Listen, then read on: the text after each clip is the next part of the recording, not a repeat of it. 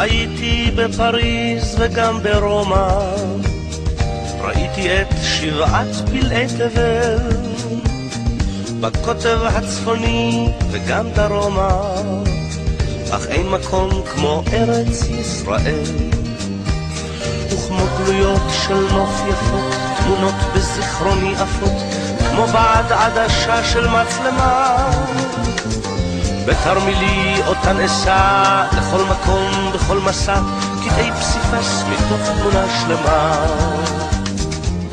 שלום לך ארץ נהדרת, עבדך הדל נושא לך שיר מזמור, גם אם לעתים נודד אני על דרך, מה טוב לנדוד אך טוב יותר לחזור.